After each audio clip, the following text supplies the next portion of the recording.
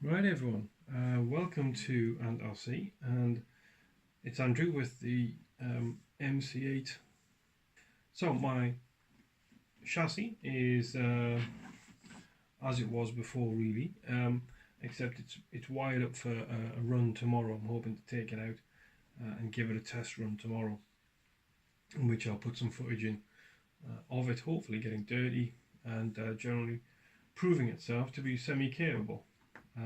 Especially with these non-kit tyres and wheels on. I do have a confession to make straight away. The reason that he's able to run is because my motor has returned from green models, and I sent it away because you may remember in video 2 I had discovered that it was pulsing a little bit.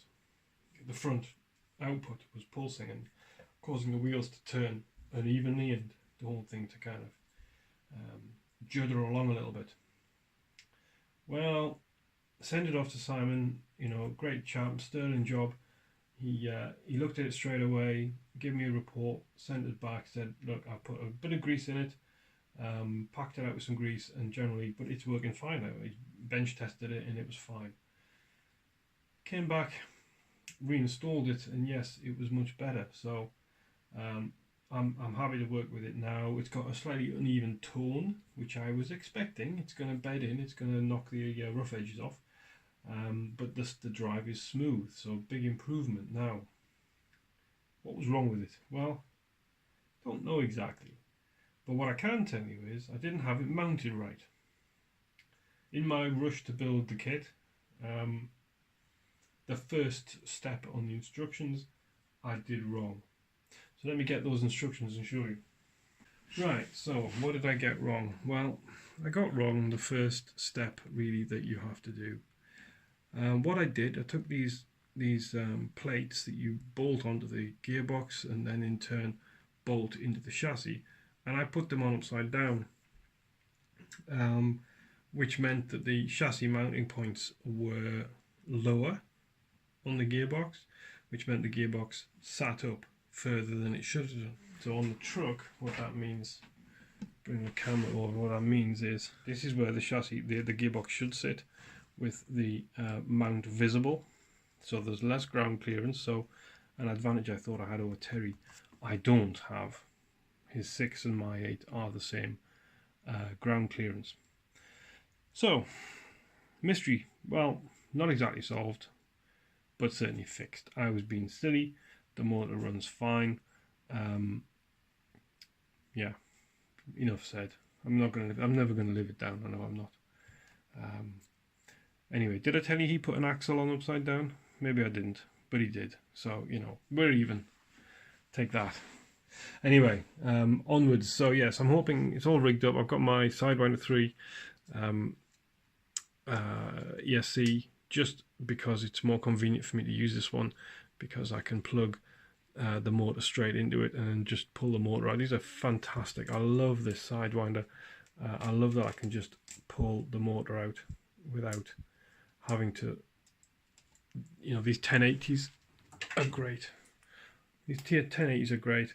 They never come with Deans on them, which is a bit annoying, so you need an adapter, and they come with naked, and where are they are, they come with naked motor ends, so you've got to start buying bullet connectors and soldering and messing about. But there you go, that's 30 quid, this is probably 80 quid, so you know, that's what you get, I guess. But yeah, that's a great advantage. Anyway, so I'm running this at the moment because it's more portable. There's my ESC, I get RX stood on top of the servo, motor, gearbox, battery on top of the gearbox servo housing, not in there where it interferes with the suspension. So I'm hoping that tomorrow this is going to get a bit of a workout and get dirty. That'll be fun. Alright, so what else have I been doing? Well, the interior. Let's bring it up and have a look. So, since you were last at the bench with me, I've painted the interior. It's not weathered, and parts of it need a bit of matte varnish just to calm them down a little bit, but By and large, it's as I wanted it to be, and it's just going to get dirtier now, so best look at it in its clean condition. Matey here has had to have some surgery to fit. I've had to cut his legs down to make him fold into position, and I've also, you can just see it there actually, you see how I've cut away at the back of his calf so that he can sit, his leg can actually get, if I get it right, he's not actually glued in yet, so I'm just, anyway, so there is an option there perhaps to get him, I'll show you on the other side, it works better around this way. So I can get his leg, it's into the light, there you go. Yeah, so his leg sits better against the chair than it was doing before, which means I can pull his leg under him and get clearance here. I was getting it fouled up on this box. I've cut a whole bunch off his back of his thighs and his bum. I've also cut the top of his thighs so that I can get his leg not just level but further up against his torso.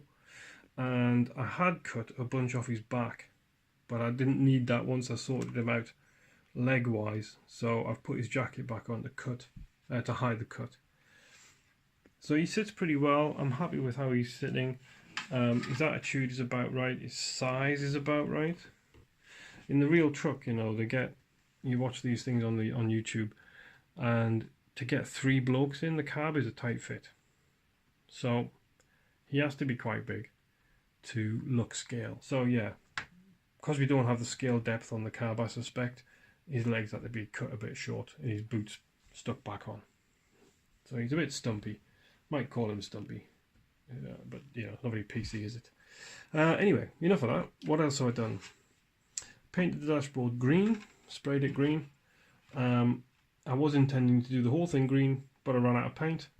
So I used a tin of brown that I had, which is like a khaki brown, tan sort of colour. Hard to see. I've got a kind of studio light, but it's, yeah. And I ran out of that. So, you know, it is what it is.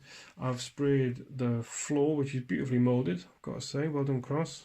Lovely, uniform, sharp moulding of the floor. It's a big rubber panel, like a rubber mat, and the real thing. My black aerosol acrylic has come up really nicely as well. Get a little bit of shine, but not much. Yeah, really nice. Really pleased with that. The floor, how exciting. The dashboard is pretty straightforward. The main dash panel here clips on, or glues on. What you can see in black there is a separate piece. So it comes up there, finishes there, and sort of sits on top of the bulkhead. That was sprayed the same black, so it's got the same nice finish to it. The dials have come off a decal sheet. This here decal sheet specifically, which you find on eBay, and it's pretty good, this is 12 scale, this is 10th scale, so the bigger dials don't fit really. So you've got a lot of little ones missing. I took that one, you can see there on the bottom, out to be the Speedo. I took a bit of, I tried it twice, so I took a bit of that old-fashioned radio out and put it in there. It's not a radio position, but, well, you know, it looks good, doesn't it? I think it does. And so this is his phone GPS unit, which I've built. Come on, camera. His phone GPS unit, which I've built again with another bit of one of the radios. And obviously you saw this in the video 2, the secondary instrument cluster that I built has also got a bunch of dial faces stuck on it. One of the things I've done, which I think has improved matters no end, is when you take a decal off a sheet that's been pre-cut, or you've had to cut it, you're going to get a ragged edge, and it's going to be a white edge if it's white paper, white anything. And you can see what I mean there. You see that white edge? You get that on the decal as well, on the bit you cut out. So when I've put these on, I've run around them with matte black.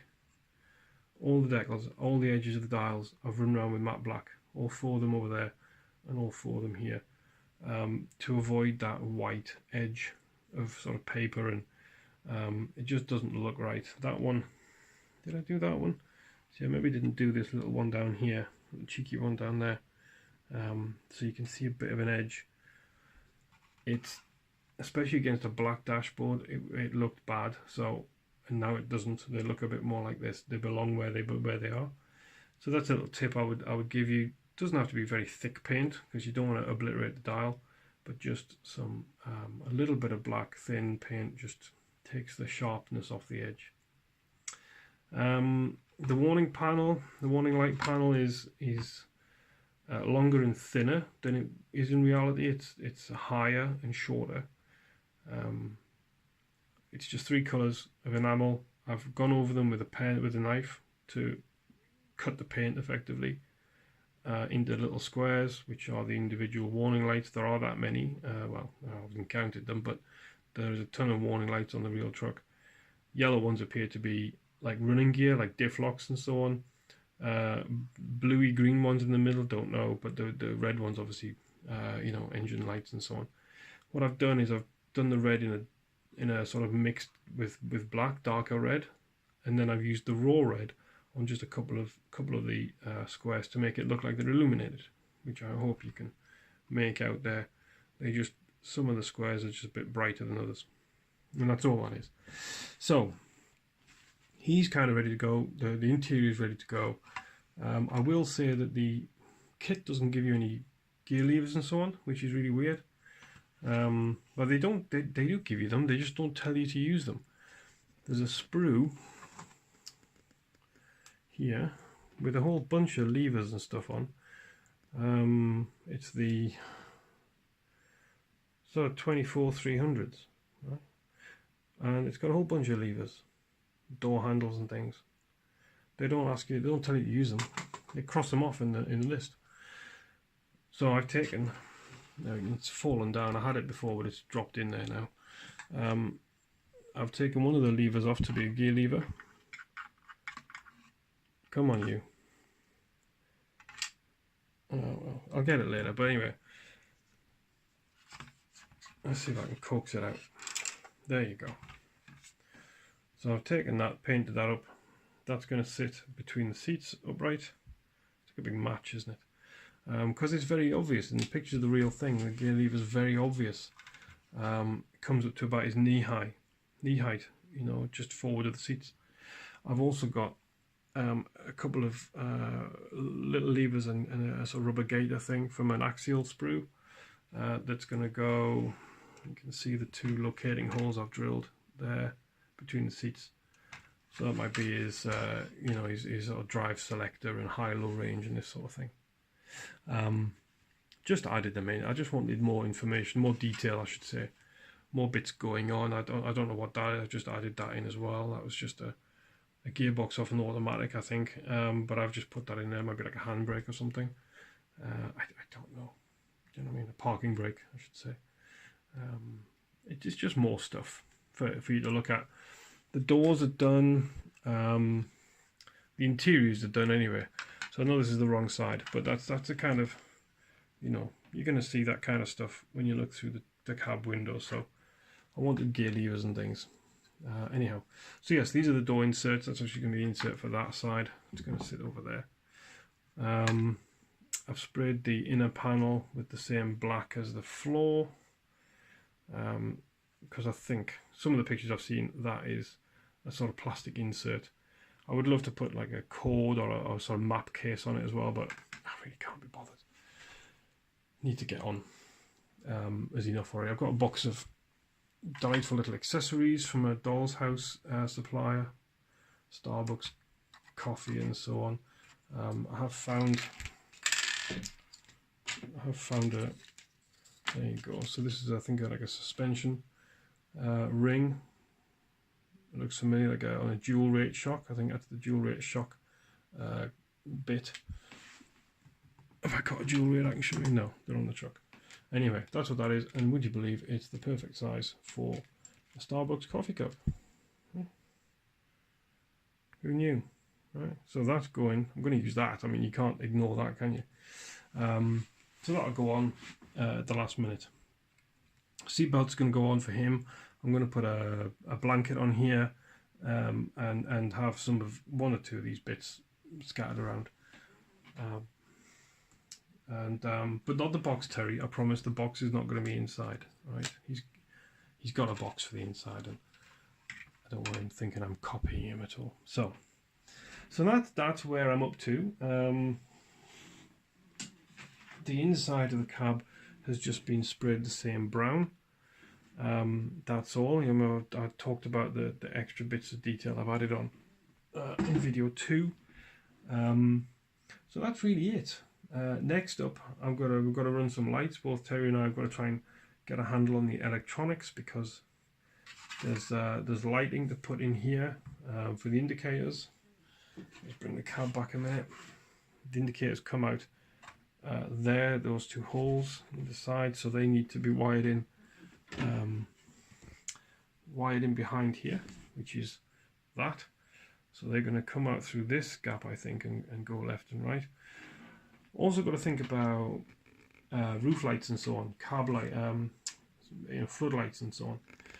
So my plan is to have a set of spotlights on the front here, so I can put the cable behind, straight through behind the light, so you don't see it, and it will then come out into this, so it's kind of hidden. Putting a light bar up here or something is the obvious answer, but for me it means, what are you going to do with the cable?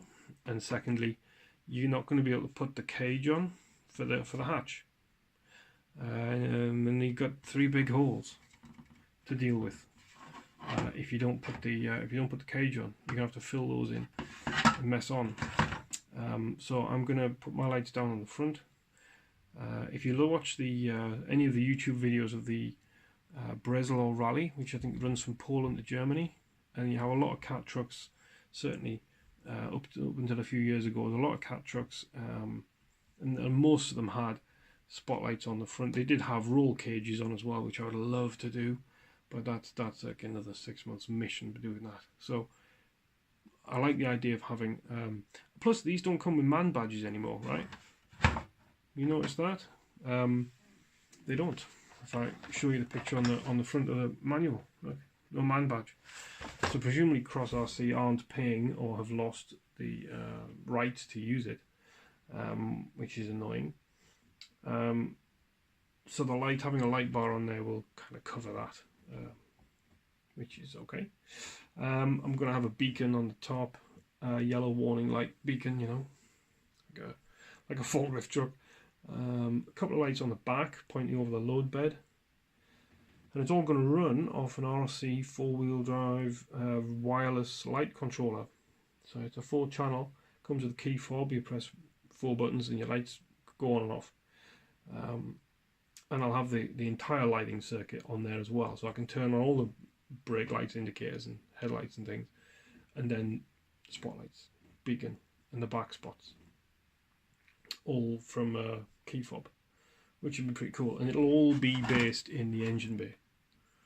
But what I need to do, what we all need, what Terry and I both need to do, is think about the impact of the wiring on the assembly, because this one-piece cab is great, but it has a problem in access. You can't, it's even now getting, you know, to the back wall is difficult, but once you've got the floor in, it's going to be impossible. So we have to do everything we need to do it now, and then this bad boy goes in, and it's going to stay in. It's going to get glued in, and that means access to the cab is going to be impossible. So it's a big thing, and we need to make sure that everything's in place before we take that step. But that's it. That's where we are. So a little bit more painting, a little more weathering and detailing of this has got to be done in the next few days, and then lights have got to be thought about and ordered, and banks have got to be robbed, obviously, to pay for all this stuff. And then so it might be a little while before this gets permanently put in there. Depends on when I get the lights and when I get it all happily wired up. So a bit of fiddling and some waiting. Plenty to do in the meanwhile though. Right, so there you go. So that's the interior. That's as far as it is, and it's not going to look a whole lot different to this. Next time you see it, I shouldn't think. It might just look a little bit older and a little bit more tatty. Thank you for watching. Hopefully some run video is going to be following in just a second if I get out tomorrow. I've got my kids over for the weekend, and it largely depends on what they want to do and the weather. So if it's not raining and kids fancy playing ball and having a bit of a walk through the woods, then you will see the chassis getting dirty and muddy. Hooray, I can't wait. So thank you for watching, and I shall see you in the next installment. Thank you and good night.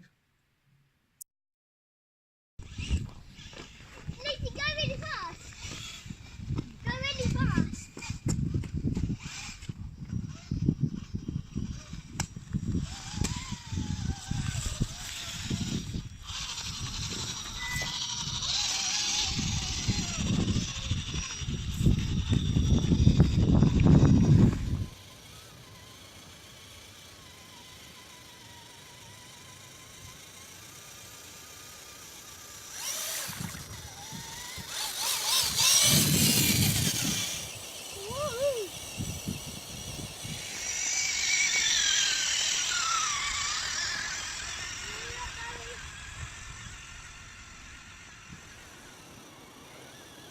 Nearly up, Daddy. It's going to be up. And it's up. Oh, you got grass. Daddy, I know it's going to fall down.